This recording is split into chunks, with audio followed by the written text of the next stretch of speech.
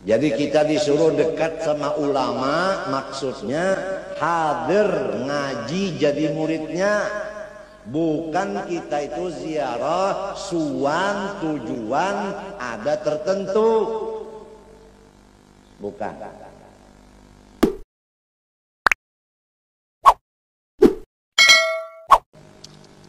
Allah Subhanahu wa ta'ala berfirman, siapa yang ikut saham memuliakan syiarnya Allah, itulah tandanya hati yang takwa kepada Allah. Kalian semua ikut saham. Kalian semua diberi Allah takwa dalam hati. Uiddat lil muttaqin, surga dunia dan akhirat udah dipersiapkan oleh Allah bagi orang yang takwa kepadanya. Kalian akan masuk surga. Sabda Rasulullah sallallahu alaihi wasallam, bacalah manaqib orang-orang yang udah meninggal dunia daripada kamu orang Islam. Sekarang kita mulai.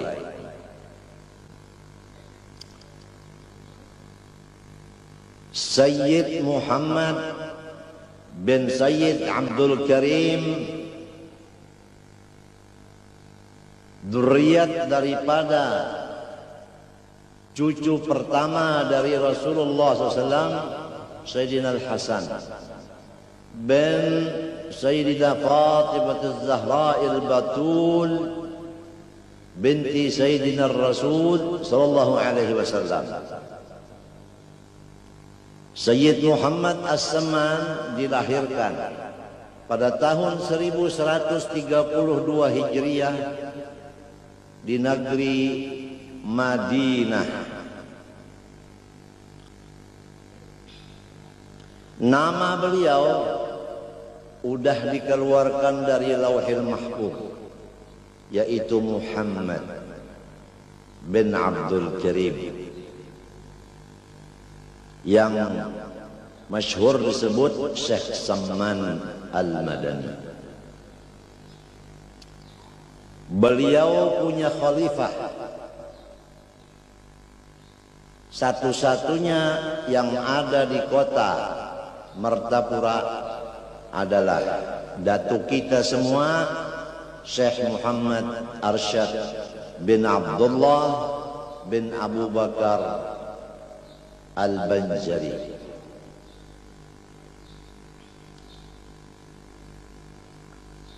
Syekh Muhammad As-Samman Al-Madani, dia dipimpin oleh Rasulullah sallallahu alaihi wasallam. Dari kecil belum baligh, beliau udah mengumpul segala ilmu agama, ilmu tauhid, fiqih, tasawuf, dan ilmu alaq. Itu sebelum balik.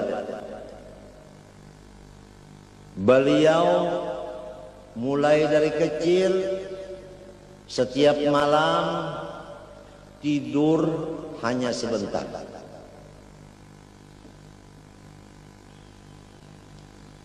Beliau tidur nggak pakai bantal.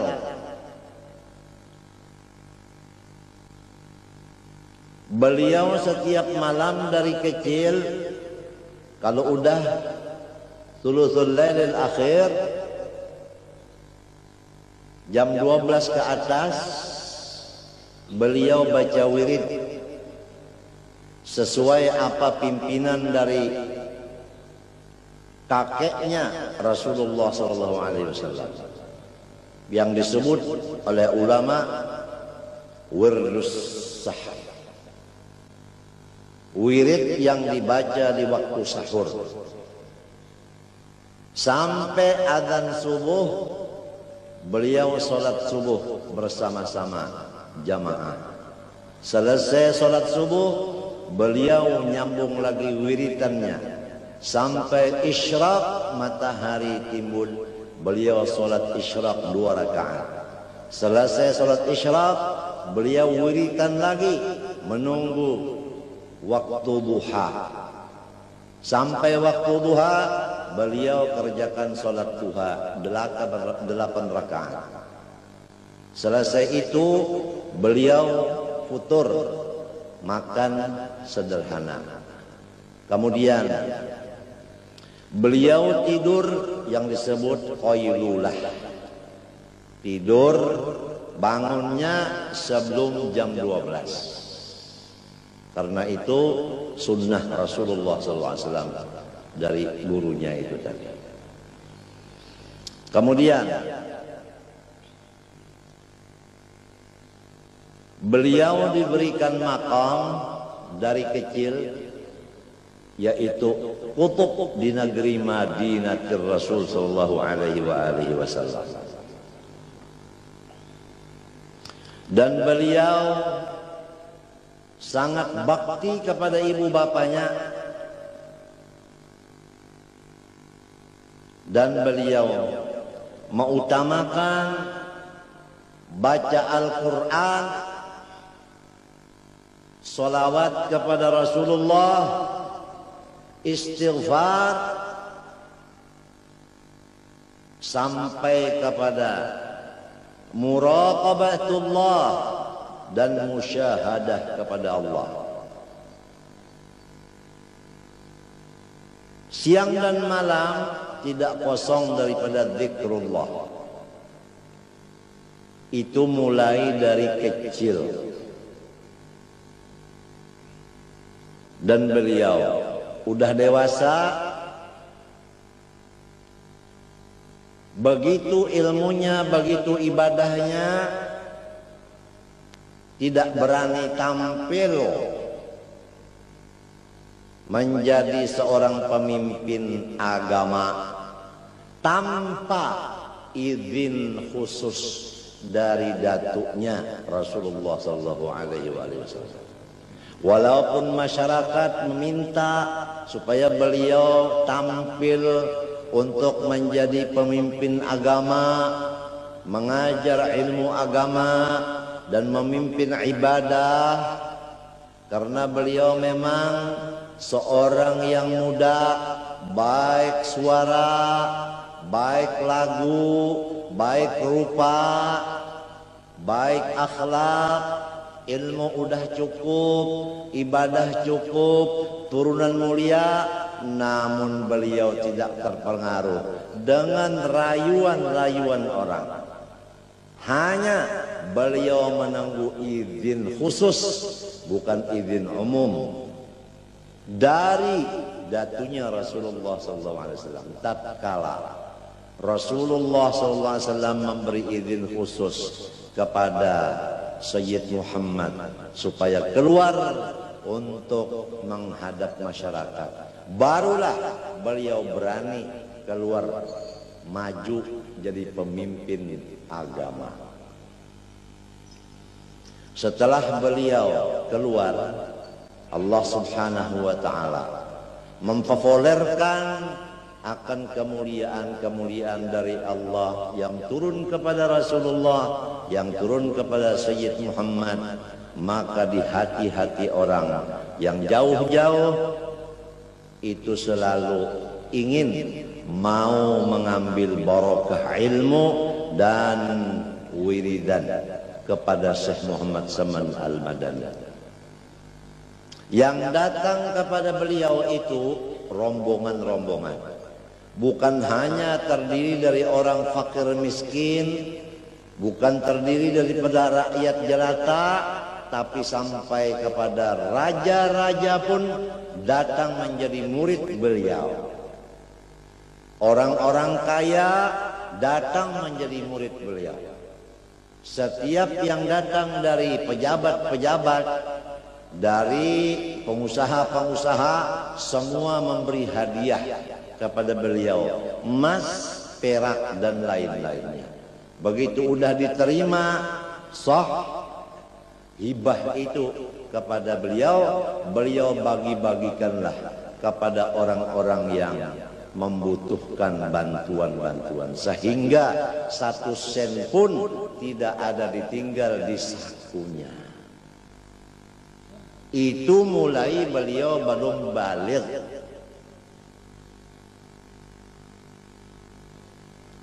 Sampai kepada wafatnya. Kemudian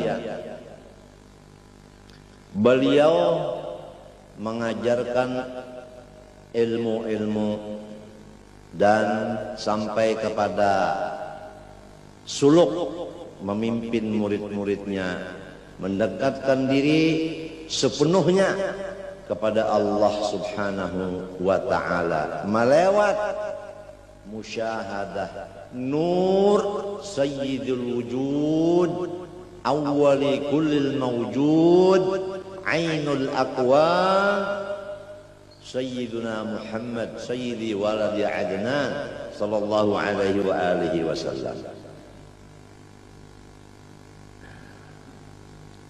Maka semua murid-muridnya, apalagi khalifahnya Datuk kita, jalan menuju Allah adalah memusyahadahkan nur Muhammad sallallahu alaihi wasallam. Misrakanlah nur Muhammad sallallahu alaihi wasallam itu pada rohmu, batang tubuhmu, gerak dan diammu, panglihat pendengarmu, pencium pangrasamu, pakaianmu, dan apapun seluruh alam semesta.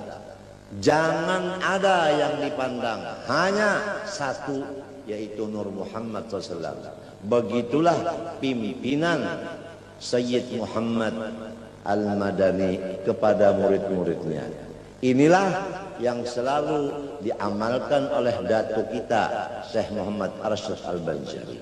Setiap orang yang menuju ma'rifat kepada Allah dengan jalan musyahadah kepada Nur Muhammad, orang itulah yang dibilang warisnya Rasulullah SAW, yang disabdakan al-ulama'u warathatul anbiya. Bukan semua guru mewaris Nabi, bukan. Guru yang mana?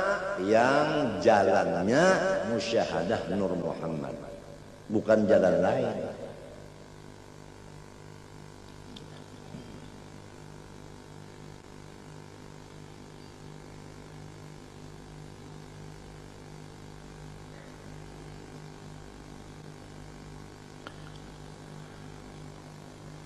Oleh sebab itu, kalau kita mau mendekatkan diri kepada Allah dengan jalan ini, harus kita mendekat kepada orang yang memang diberi izin untuk membicarakan masalah itu.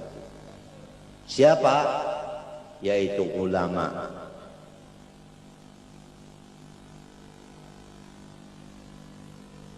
Saya nyampaikan satu hadis Rasulullah SAW kepada kalian.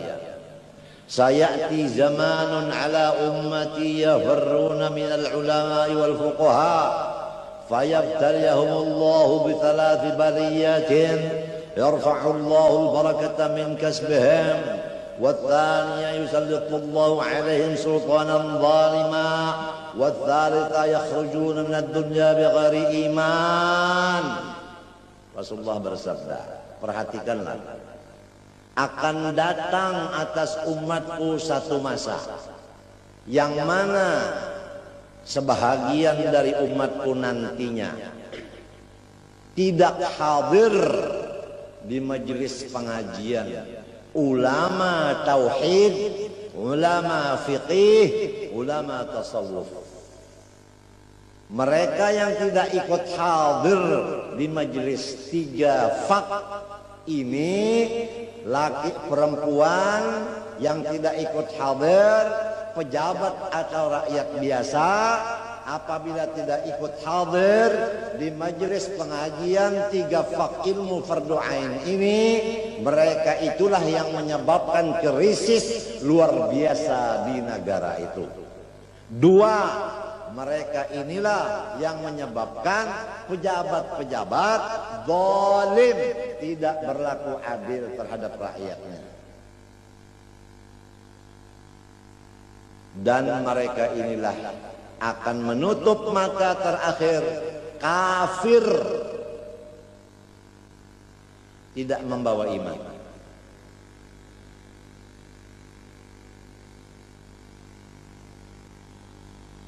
Hadirin, ulang sebentar ke rumah masing-masing.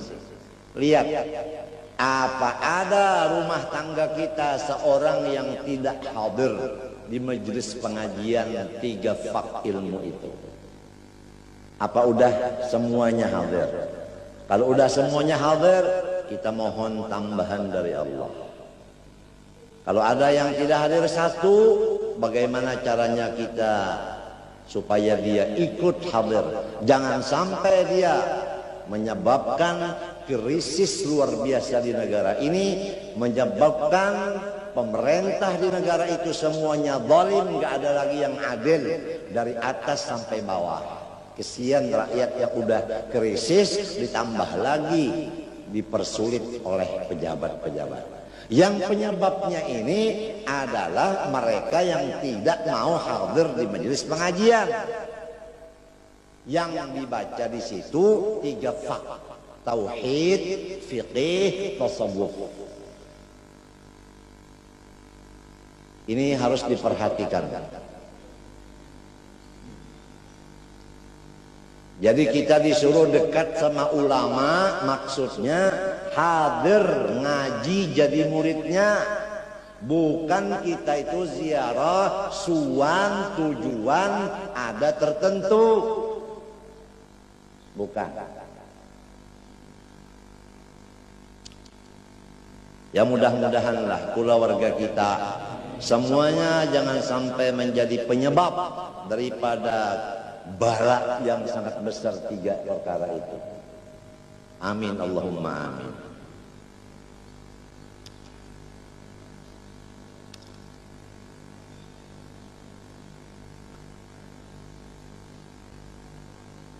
Syekh Sayyid Muhammad As-Saman Al-Madani, beliau diberi tugas untuk menjaga pintu kuburnya Rasulullah SAW. Bagaimana beliau? Waktu ditugaskan menunggu kubahnya Rasulullah SAW. Coba diperhatikan, diperhatikan. Jangan terpengaruh dengan orang bagi-bagi air sebagainya. Perhatikan ini.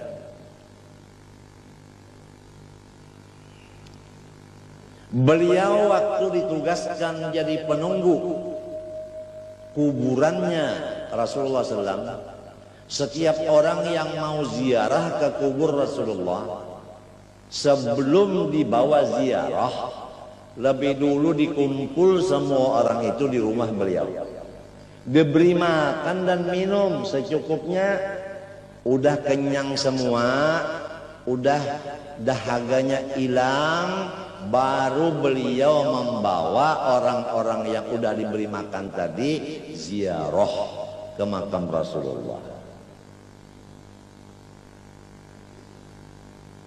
Dikenalkan satu persatu, ya Rasulullah, ini si A ben si A dari mau ziarah ke makam sempian. Dikenalkan begitu. Memang dita'arafu. Bukannya Rasulullah enggak kenal, enggak, cuma karena adabnya begitu. Sesudah begitu baru dimulai adabnya ziarah. Beri salam kepada Rasulullah yang dipimpin langsung oleh Syekh Sayyid Muhammad. Assalamu alayka ya Rasulullah. Semua yang hadir, assalamu alayka ya Rasulullah. Semua begitu. Seterusnya lah adab-adab ziarah. bagaimana yang sudah diatur. Berhubung waktu kita kalau diteruskan ini 2 hari 2 malam nggak tuntung-tuntung, kita persingkat. Kemudian Syekh Saman Al-Madani tambah lagi muridnya. Dari setiap penjuru datang. Nah, terjadilah di kota Madinah sendiri golongan-golongan yang dengki, iri, marah terhadap beliau. Nah, inilah.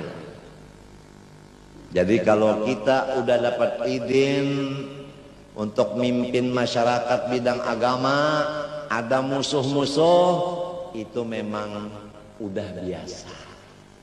Itu memang kaset yang dulu diputar kembali sebagai ulangan, siaran ulang. Jangan bingung-bingung. Memang ada yang pro, ada yang kontra. Tiap-tiap ada aksi, ada reaksi. Itu pasti. Tinggal lagi wasiat daripada guru-guru kita terhadap orang-orang yang pro kita, kita syukur terima kasih. Terhadap musuh kita, kita beri maaf dan ampun dan kita doakan semoga dia dapat hidayah. Rasulullah SAW terhadap musuh-musuhnya, beliau mendoakan Allahumma ighfir li qaumi fa innahum la ya'lamun, Allahumma hdi qaumi fa innahum la ya'lamun.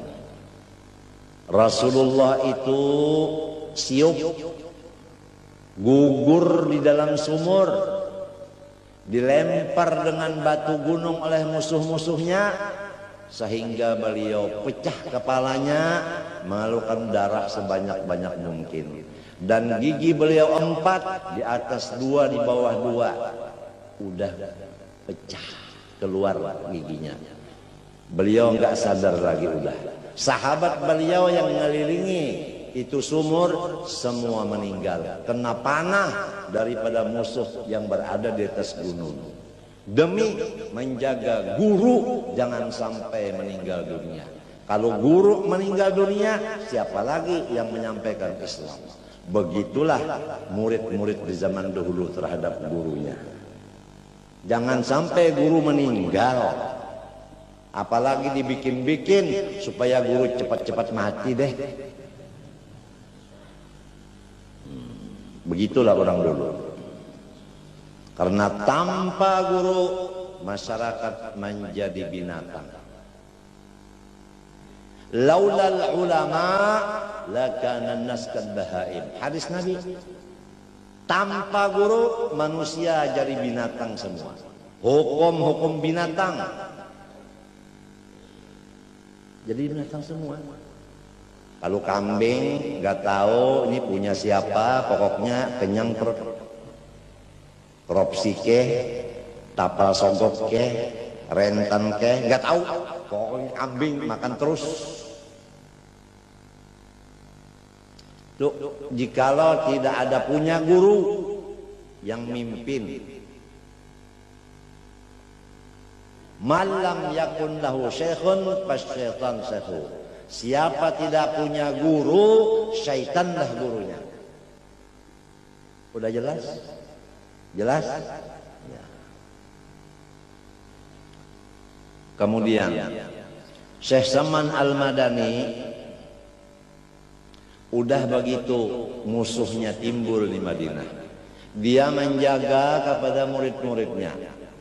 Katanya, hai murid-muridku, janganlah kamu terpengaruh kepada orang-orang yang musuhi saya.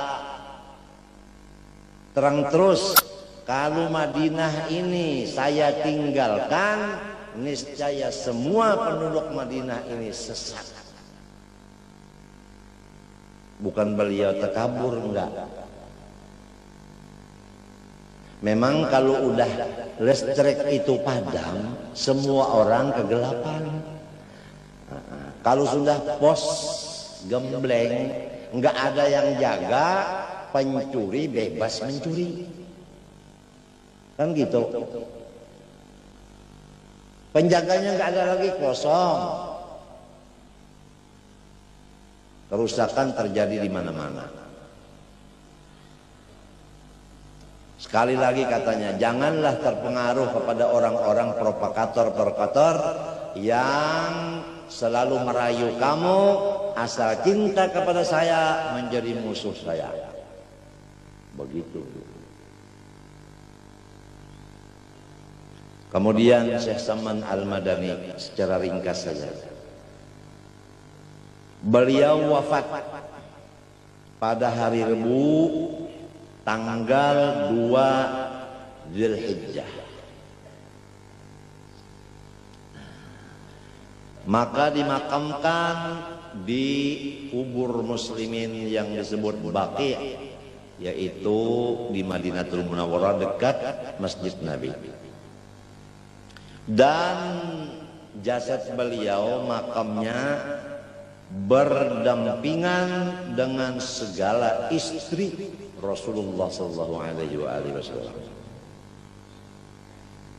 Barang siapa setiap tahun tepat tanggal 2 Dzulhijjah ikut saham di dalam melaksanakan haulan beliau yang dibaca dalamnya manaqib dan lain-lain ibadah, ditujukan pahalanya untuk beliau khusus, maka Allah Subhanahu wa ta'ala meluaskan rezekinya yang ikut saham itu, serta rezekinya itu halal. Saya ulangi, rezekinya luas, halal. Jadi kalau kita udah punya rezeki lantas dicuri oleh pencuri, berarti itu haram. Karena kita tidak diberi Allah yang haram. Bahkan kita minta setiap waktu, apalagi nisfu Sya'ban, minta rezeki yang halal. Jadi kalau ada orang-orang yang kaya mendadak susah, miskin, jangan repot dong. Berarti kekayaan Anda itu haram. Allah enggak memberi kepada orang-orang yang minta yang halal, yang haram enggak diberi sama Allah. Allah ngabulkan doanya orang. Ujibu da'watad da'i idza da'a.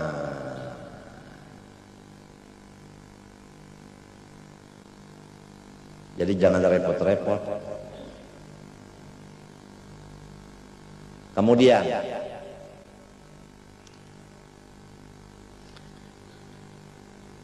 Allah Subhanahu wa ta'ala kepada orang yang ikut saham haulan Syekh Saman tepat tanggal 2 Dzulhijjah, segala hajat-hajatnya dunia akhirat dihasilkan oleh Allah Subhanahu wa ta'ala. Tapi jangan lupa kalian, semua ibadah harus disertai dari rumah niat. Tanpa niat nol, kosong. Niatnya dari rumah. Kan semua punya niat tadi. Saya mau hadir haulan supaya dapat istri yang baru lagi kan. Pokoknya niat dunia akhirat dikabulkan. Dan rezeki lebih dulu disebut rezekinya luas, halal. Kalau orang udah rezekinya luas, halal lagi, dapat istri, istrinya makan yang apa? Yang halal. Punya anak, anaknya makan yang apa? Yang halal. Maka apabila makanan yang halal, apa? Rasulullah SAW bersabda, man akalal halal ata'at jawarihuhu sya'am abah. Siapapun yang halal makanannya, pasti ibadahlah kerjanya siang malam. Enggak ada maksiat sama sekali. Sama ada dia bermaksud, sama ada tidak bermaksud. Ringkasnya, tidak terkerjakan maksiat karena makanannya halal.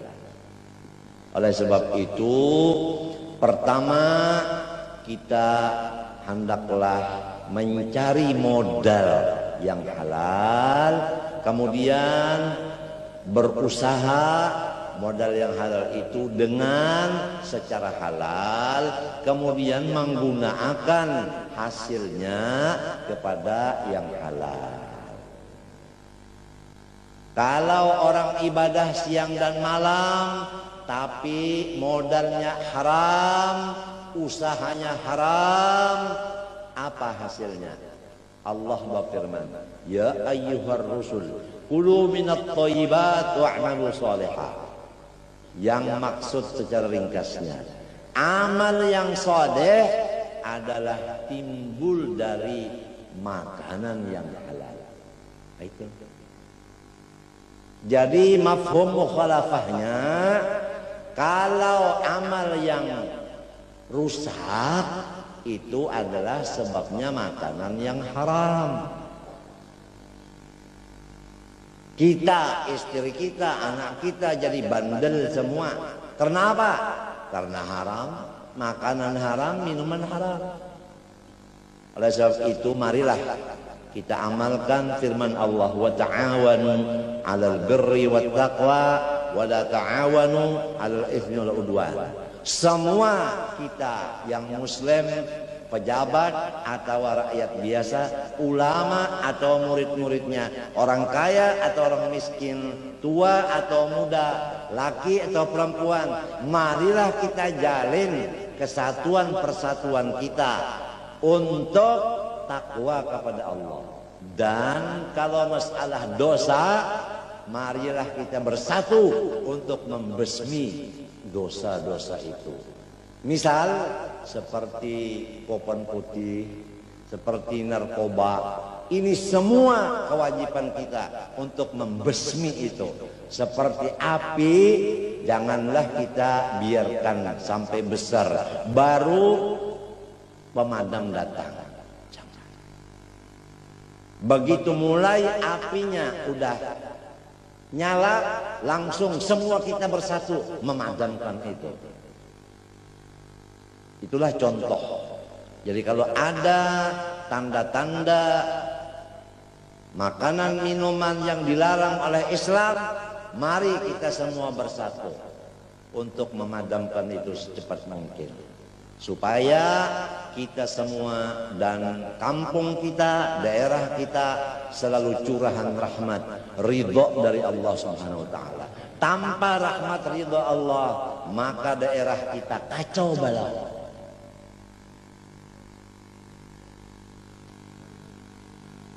Mau apa? Mau kacau balau? Kali lagi saya anjurkan, wa ta'awanu 'alal birri wat taqwa wa la ta'awanu 'alal itsmi wal 'udwan. Bersatu padulah kita untuk melaksanakan perintah Allah dan mencegah yang dilarang Allah. Jangan diserahkan semuanya kepada guru syukur yang mengurusin supaya narkoba habis di Martapura, terserah guru syukur. Darussalam terserah guru syukur, masjid terserah guru syukur, majelis ulama guru syukur, ada orang kawinan guru syukur, orang kematian guru syukur. Ya Allah, mayat berjalan, kasihan guru syukur semua. Ada mau bikin madrasah guru syukur, mencari dananya. Ada lagi bikin sekolahan guru syukur, kasihan guru syukur. Jadi guru syukur terpaksa ngikutin aja udah sama pergi, pusing katanya guru syukur. Kasihan guru syukur udah tua. Mari dong kita bahu membahu, tolong menolong. Alhamdulillah di kota Martapura belum ada kopan putih di musola ini, nggak ada. Narkoba nggak ada di sini di musola. Betul nggak, Kapolres? Nah, alhamdulillah. Betul nggak Kepala Kodim? Iya, betul. Alhamdulillah. Betul nggak Bupati? Mana Bupati kepala daerah mana? Iya betul. Alhamdulillah kita syukur kepada Allah. Bioskop ada nggak di Martapura? Nggak ada. Alhamdulillah. Bioskop itu punyanya apa? Orang kafir. Orang Islam di Martapura uangnya diambil oleh orang kafir. Apa tega kalian? Uang kalian diambil orang kafir? Tega kan? Alhamdulillah nggak ada. Tempat-tempat lacur nggak ada di musola ini. Tahu di Pembatuan. Itu Kapolres yang tahu. Sama Kepala Kodim. Kita sama-samalah. Bagaimana caranya dengan lemah lembut kita membesmi itu. Jangan langsung dengan kekerasan. Biasa yang keras itu nunduk sama yang lemah. Betul nggak? Punya laki-laki keras, gimana pun kerasnya, kalau ketemu dengan yang punya perempuan yang lemah sekali, itu yang keras jadinya lemah. Ini memang udah kenyataan begitu. Jangan pakai kekerasan, jangan. Pakai lemah lembut. Faqula lahu qawlan layyina la'allahu yatadhakkaru aw yakhsha. Musa, Harun, kamu saya perintah datang kepada orang yang mengaku Tuhan, Fir'aun. Tapi bawalah kata-kata yang lunak. Dengan lunak itulah dia akan berubah menjadi orang-orang yang sadar dan takut. Ini caranya. Jadi Islam mengajarkan adalah dengan lunak, bukan dengan kekerasan.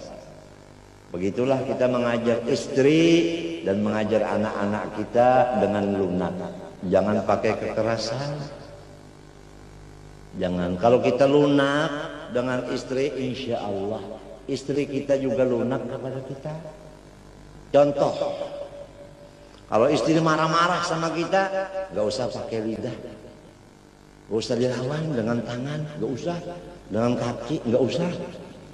Kalau begini mata yang begini, untungnya nggak usah. Tangannya begini, kakinya begini, nggak, jangan.